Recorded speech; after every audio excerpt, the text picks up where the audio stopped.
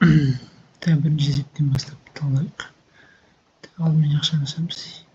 Ақшаны ашу үшін бізге түсіп шыға керек. 2 түбір 2 нөлге өте 2 түбірлік шығады. Қосамыз 2 түбірдің түбіршігіне бөлсек 2 түбір 6 шығады. Ал айтамыз. Так, екінші ақшаны ашқан кезде көбейткен кезде там плюс болып кетеді. Сонда түбір 6. Айтып 2 түбір 2. Көрнекті ақшаны береміз. Минус 2 түбір 2 қысқарады. 2 түбір 6-ны қосамыз. 3 түбір 6. Жауап 3 түбір 6. Сан сандық түріне келтіреді. Яғни ол бізде санның сандық түрі 1 мен 10-ның аралығында болады. Демек 6,56 болса, ол 10-ның 8 дәрежесі болады. Это вариант. Келесі үшінші есеп бізде косинус пи-бөлінген 2 аркадан минус 0,75 дейді. Бұл жағдайда бізде так, косинус альфа минус бета не қолданым. Сән сонда косинус альфа көмекінің косинус бета қосылған синус альфа синус бета орнына қолдану керек. Жағынан бета жұмсақ болып тендірді. Ең сонда косинус пи-бөлінген 2 минус 2 арк тангенс 75 0,75 бөлінген ақшамдай.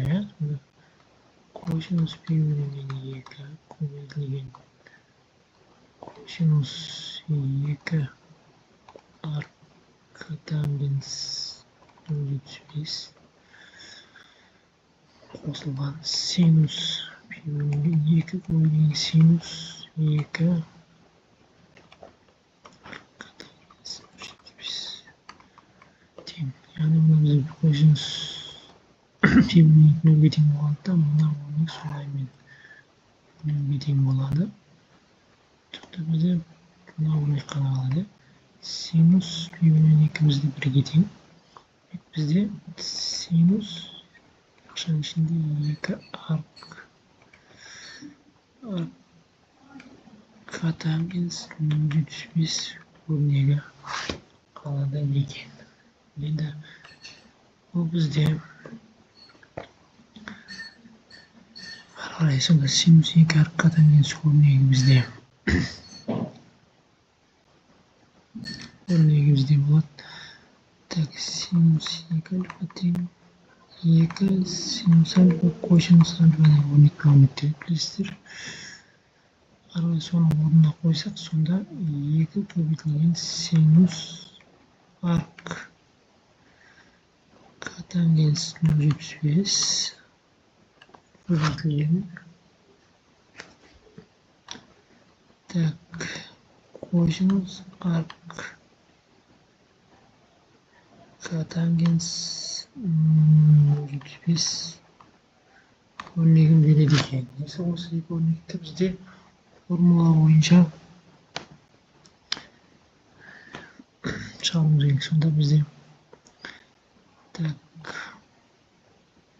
синус арк тангенс так синус арк тангенс тапсақ, арк тангенс 0,75 тапсақ, ол бізде 0,75 деп отырғанымыз 4-тен 3 бөлінген түбір астында 1 плюс 4-тен 3-тің квадраты тең болады. Ол бізде сонда 16-тан 25 түбір астында, онда жерде 4-тен 3 тең, ол жерде 4-тен 3, мұнда 5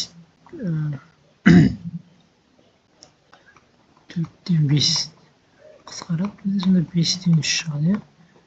5-тен 3 демек бізде бұл жағдайда арк тангенс табылды. Арк тангенс 3-тен 5 болады бізде. Енді косинус арк тангенс 0,75 есептесек, оның формуласы бойынша 1 бөлінген түбір астында 1 плюс 4-тен 3-тің квадраты тең. Сонда ол бізде 1 бөлінген 4-тен 5-ті береді дегенде бұдан бізде 5-тен 4 шығады екен. 5-тен 4 шығады екен. Енді орнына қойып шығарамыз. Сонда 2 көбейтілген 3-тен 5, жаңа таң есіміз қатаң есті қойдың олдық. Ол бізде 4-тен 5-тен қысқарады. 2, 6, 25-тен 6 шықты ма? 25-тен 6 шықты. 25-тен 6 деген жауап тұрмы бізде? 25-тен 6 деген жауап деген жоқ. Негізі қатесіп кетпей бересіз. 5-тен 3-пен енді қоя беруге өшіріп жіберейік. Орнына қайттан өшіріп жіберейік мына жерде. Қайттан есептеп жіберейік. Онда бізде болады 5-тен 3 көбейтілген 5-тен 4. Сонда 25-тен 24. Ол бізде 96-ға тең. Жауап бізде 0,96 болады екен. Келесі есеп. 4-ші есепті қарайық.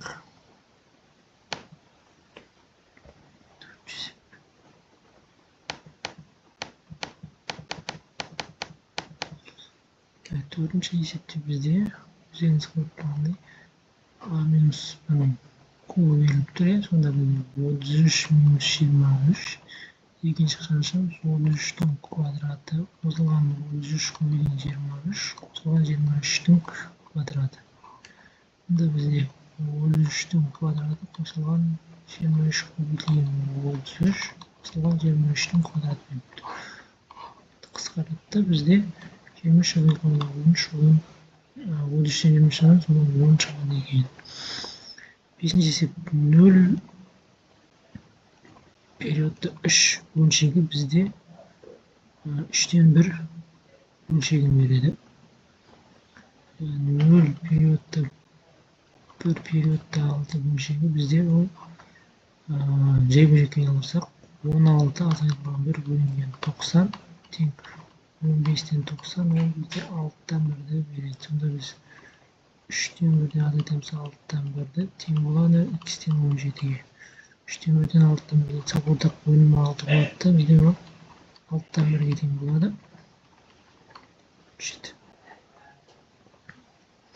Сонда x-тен бізде 17-ні көбейтсек 6-ға 102 шығады екен. Бұл вариант. 6-ші есеп жүйе беріліп тұр бізде.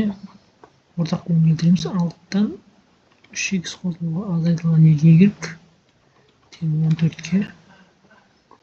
3x азайтылған 2y тең 84-ге болсын. Енді мұнда ортақ бөлімге келтірсек 36. 3x қосылған 2y тең 3-ге болып тұр. Осындай жерде ол мұнда жазбайық 3x азайтылған 2y тең 84. 3x қосылған 2y тең 108. Так, мына екеуін бір-біріне қосып жіберейік. Қосып жіберсек 6x тең болады. 108-ді қоссақ 192 ма? 192 бізде 32-ні береді екен. 32-ні x-тен өте. Енді азайтқан жағдайда бізде минус 4y тең болады. Азайтсақ минус 24. Сонда одан y тең 4-ке. Сонда 32-ке 4 қосам жауап 36 деген сан шығады екен. Келесі 7-ші есепті қарайық. Функцияның мәндер жөнінде, яғни квадраттық функция болғандықтан оның бастапқы нүктеге табамыз, яғни m0 мен n0. m0 деп отқанымыз бізде минус 1 бөлінген 2a тең. Сонда минус 6 бөлінген минус 2, яғни жерде минус 1 var ғой бізде. Нөл минус 1 дейінші. 3 шығады осыдан. Енді n0-ді орнына қойсақ, сонда минус 9 қосылған 18 плюс 9 тең 18 шығып, сонда минус x тең 18-ге дейін сөз. Сегізінші есеп бізде абзац 3 бұрышында берілген. Қосымша теоремасы пайдаланамыз. 3 бұрышқа бөліктер ABC деген. A 5-ге тең, BC 4-ге тең. Бұл бұрышы 60 градус.